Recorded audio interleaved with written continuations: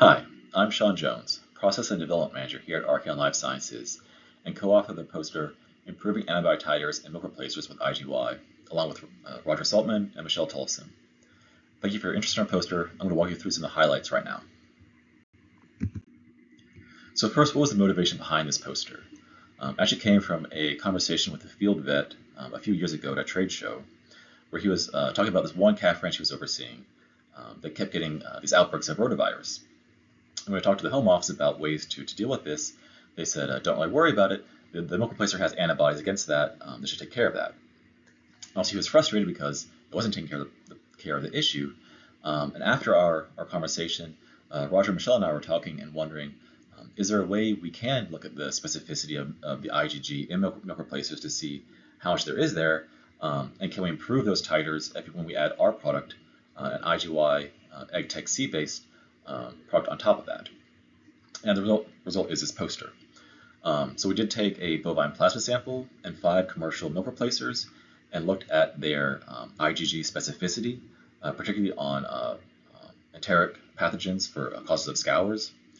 And then we looked at if you take our product, Egg Tech C, and on top of that, do we improve titers for, again, these enteric pathogens? So first, those of you unfamiliar with it, what is IgY? So IgY is the avian equivalent of IgG. It's the major antibody found in chickens, and it's found both in the blood and in the egg yolk. And interestingly, this is how chickens give passive immunity to their offspring.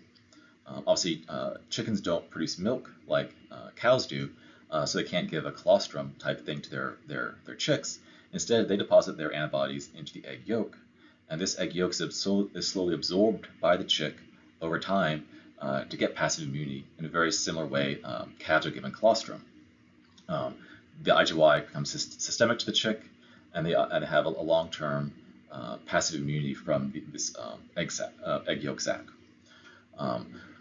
Obviously, our chicks are not fertilized, our eggs are not fertilized. We harvest the eggs for the IgY and purify that and make that into our product. So first, how does this work? You take the egg powder and you formulate into the milk replacer or milk you feed the calf. This is fed to the calf. Since the calf is essentially monogastric at this point, the IgY will pass through the oomesum into the GI tract where it lines the GI tract. If there's a pathogen there it recognizes, a virus, a bacteria, or a parasite, it'll bind to that pathogen, more or less neutralize it, and it'll be excreted with the feces of the calf. If it doesn't see a pathogen it recognizes, it'll just be digested like any other protein and for the calf to gain nutrition. The IgY does not cross the intestinal lining, so it does not offer systemic protection or protection against any kind of respiratory diseases. This is really only for enteric challenges, and it does require constant feeding. One feeding is not enough. You need to have a daily feeding in order to have this constant wash of antibodies into the GI tract. So how do we make our specific product, our Egg Tech C product? So we formulate our own vaccines. This is a proprietary vaccine made up of different viruses, bacteria, toxins, and other specific antigens of interest. These are given to the hens. The hens then generate antibodies against these antigens and deposits the antibodies into the egg. We then harvest the eggs. They're broken, homogenized, pasteurized, and spray dried into a whole egg powder. Importantly, this is a food grade powder made at a USDA inspected facility. So this is actually a food. This can actually be given to humans if you would want to. But it's a very high quality egg powder for livestock. So the first comparison we did was looking at adding our Egg Tech C onto plasma. So how this analysis was done on the plasma side, the IgG was purified from the plasma. It was then labeled with a peroxidase and then used on direct ELISA to measure the antibody specificity. For the IgY, it was a similar process. We extracted and purified the IgY from the egg powder. We then labeled it with a peroxidase and then did direct ELISAs. So how this was done was we first did a direct ELISA of just the plasma to see the specificity within that sample for our antigens of interest. we then did the exact same ELISA and then combined the IgG and IgY into one sample and applied that to the ELISA plate. So that looks at the measure that you have both antibodies now going against the antigen of interest.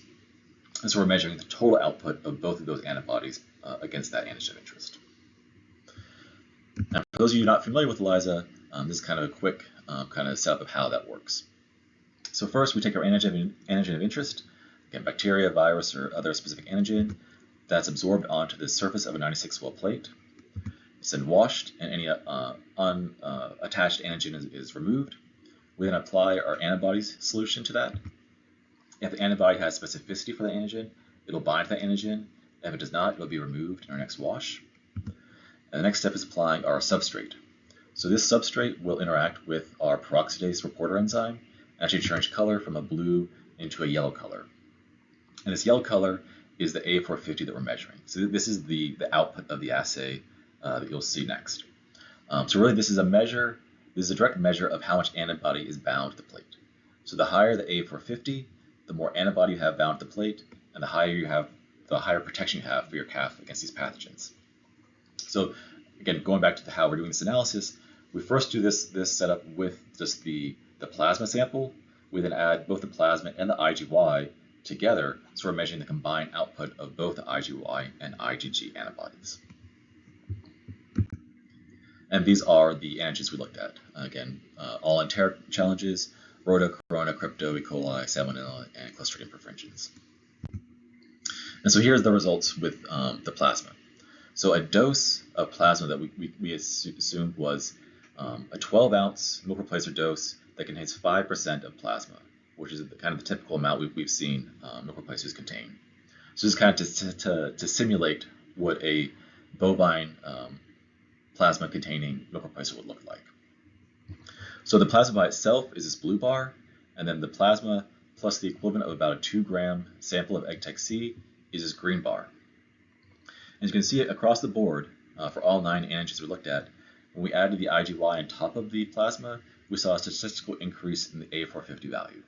Basically, this means that by adding the egg tech C on top of the plasma, we're increasing the antibody titers across the board for all the antigens of interest, and giving your calf a higher protection against these challenges. So next we looked at milk replacers. So we took 5 milk replacers that were milk component only. So none of these have any plasma in them. And they're all major commercial brands from Milk Specialties, DFA, Dankovic, Land O'Lakes, and Provimi. This was done in a very similar manner. We took the milk replacer, purified the IgG, labeled it with the peroxidase, and then did the direct ELISA. And then we went with the egg tech C. Again, we purified the IgY and redid the ELISA with the IgG and IgY combined with the same antigens of interest. One quick note, so I did list the 5 milk replacers we looked at. Those are randomized, so that list of 5 has no correlation with this list of A through E. So the first in that list does not correspond to A here. Again, we randomized the samples. Our goal was to look at kind of just trends between milk replacers, not call out a specific milk replacer or not. And how this was done, we looked at an equivalent dose of 10 ounces of milk replacer. A 10-ounce dose may not be the recommended dose, but we chose that just to baseline and compare all of them on an equivalent basis. So here we see the output for the Rota, Corona, and Crypto. So the dark bars here are the milk replacer by themselves, and then this combined dark with the light part here is the total output with the IgG plus IgY. So for rotavirus, sample E had the highest specific titer of all the milk replacers, followed by A and D, C, and then B. And we see a similar ranking for all 3 of these antigens. When we added the egg tech on top of that, so that's all of these filled, or the shaded part here, we saw a significant increase in titer across the board, both for Rota, Corona, and Crypto, and all 5 of the milk replacers. Now see that increase is much more significant for sample B, which had very, very low specificity, and that magnitude is smaller in sample E, which already had a decent titer, but we still can increase the titer across the board by adding our IgY on top of the IgG already in the milk replacer. Here are the results for the 3 salmonella. Very similar results.